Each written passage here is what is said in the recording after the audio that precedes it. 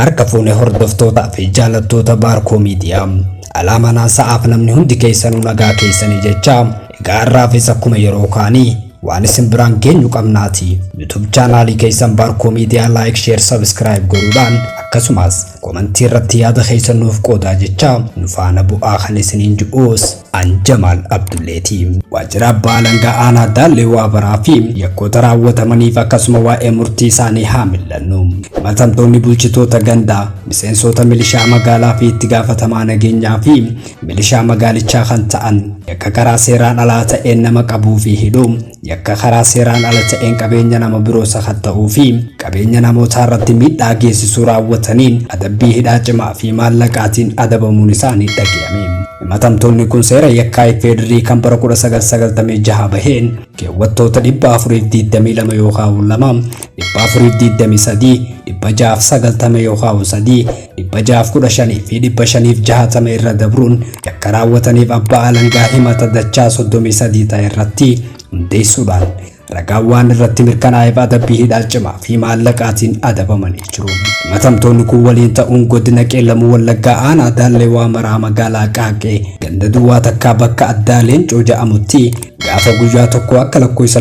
warra Itoophiyaanotaatti ji'a jaaffaa bara 2017 keessa halkan keessatti tilmaamaan sa'aa 6 hanga sa'aa 9 jidduu yommuu ta'utti yakka karaa seeraan alaatiin qabeenya nama biroo sakatta'uu fi qabeenya nama biroo irratti miidhaa geessisuu akkasumas yakka arrabsoo fi harka darbuu raawwatanii jiru jedhamuun eeruun eega dhihaatee booda waajjirri poolisii aanaa Daallee Waabaraa fi abbaan alangaa aanichaa waliin ta'uun galmee isaanii qorachuudhaan eega qulqulleessanii booda abbaa alangaa aanichaatiif eega dabarsanii booddee abbaan alangaa aanaa Daallee Waabaraas himatamtoonni yakkoota dachaa waan raawwataniif himatamtoota irratti himata dachaa 32 ta'een galmee himannaa mana murtii aanaa Daallee Waabaraa irratti hundeessuun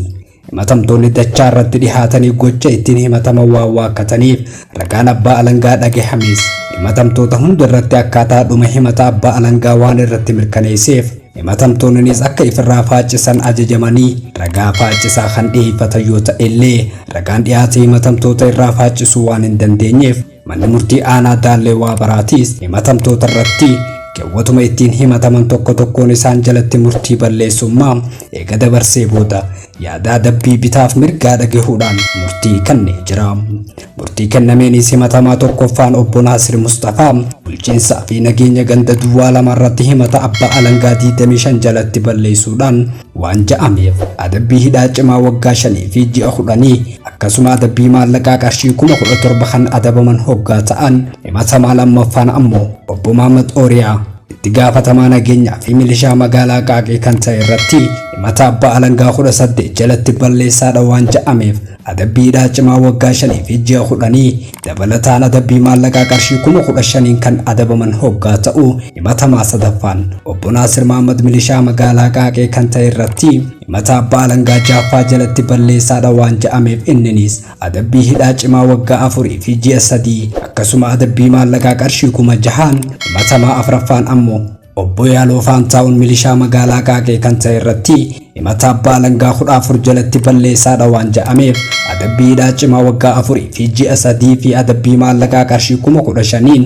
akkasuma himatamaa shanaffaan ammallee obbo Taklee Baay'isaa Bulchaa ganda Qaaqee duwwaa lamaa kan ta'e irratti himata abbaa alangaa 6 jalatti balleessaadha waan ja'ameef isaanis adabbii hidhaa cimaa waggaa 4 fi ji'a 3 fi akkasuma adabbiin maallaqaa qarshiin 15,000 kan itti murtaa'e hoggaa ta'u himatamaa jahaffaanis obbo Beekumaa Tashoomaa bulchaa ganda Qaaqee kan ta'e irratti himata abbaa alangaa 13ffaa jalatti balleessaadha waan ja'ameef adabbii hidhaa cimaa waggaa 5 fi ji'a 10 akkasuma adabbii maallaqaa qarshii 9,000 kan adabaman hoggaa ta'u himatamaa torbaffaan obbo Shumaa Baqqalaa milishaa magaalaa Qaaqee kan ta'e irratti himata abbaa alangaa 3ffaa jalatti balleessaadha waan ja'amaniif adabbii hidhaa cimaa waggaa 2 fi ji'a 3 akkasuma adabbii maallaqaa qarshii 2,000 kan adabaman hoggaa ta'an himatamaa 8ffaan obbo Yiggazuu Dhaabaa milishaa magaalaa Qaaqee kan ta'e irratti himata abbaa alangaa 5ffaa jalatti balleessaadha waan ja'amaniif adabbii hidhaa cimaa waggaa 4 fi ji'a 3 akkasuma adabbii maallaqaa qarshii 3,000 kan adabaman hoggaaniif ta'u himatamaa 9ffaan ammoo obbo Umar Yaasiin milishaa magaalaa Qaaqee kan ta'e irratti himata abbaa alangaa shanaffaa jalatti balleessaadha waan jedhameef inninis adabbii hidhaa cimaa waggaa 4 fi ji'a 3 akkasuma adabbii maallaqaa qarshii 5,000 kan adabaman hoggaa ta'an himatamaa kurnaffaan obbo Asheetuu Gannatii inninis milishaa magaalaa Qaaqee kan ta'e irratti himata abbaa alangaa 8ffaa jalatti balleessaadha waan jedhameef adabbii hidhaa cimaa waggaa 4 fi ji'a 3 fi adabbii maallaqaa qarshii 8,000 adabamanii jiru. Himatamaa lammaffaa fi himatamaa afraffaan eegaragaan abbaa alangaa dhagahame galmeen qorannoof bulee booda beellama mana murtii irratti waan hin argaminiif qarshiin isaa wabiidhaaf qabsiisan mootummaaf galii akka ta'u bu'uura murtii dirqisiisaa lakkoofsa galmee 211518 irratti kennameen manni murtiittis dhimma kana itti fufee ilaaluun bakka isaan hin argamnetti murtii adabbii hidhaa cimaa fi maallaqaatiin isaan adabee jira. Gamanumaan dhaamsi barruu kanaa aangoo ofiitti seeraan ala fayyadamuun seeraan kan nama gaafachiisuu fi adabbii yakkaa kan hordofsiisu ta'uu beektanii akka irraa of qusattan dhaamsa waajjira abbaa alangaa aanaa Daallee Waabaraati.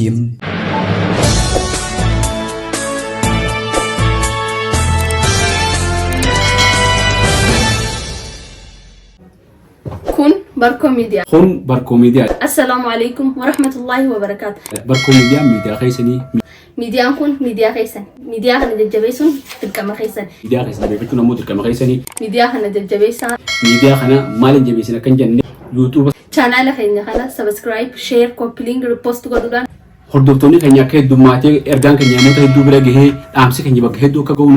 انستغرام خينا تيك توك خينا كما فيسبوك هاتينيس هردوتوني كوبي لينك قوتاني لايك بشير تروبستني فولو قوتاني كوبي لينك قوتاني شير قوتاني ولي فرقتاني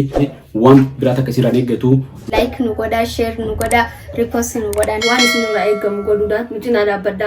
nu hordoftanii ittiin qaanooytanii nu hordofaa ittiin salphattanii dhaamsisni argattan waan faayidaa qabu dargaggoota keenya fayyada bohaartii osoo bohaaraa waa barattanii waa barachaatti bohaartanii Barko Media subscribe share like nu godhaa repost nu godhaa nu cinaa dhaabbadhaa galatooma kabajamtoota daawwattoota keenya kun Barko Miidiyaadha. Barko Miidiyaan miidiyaa keessan jabeeffachuun dirqama keessani.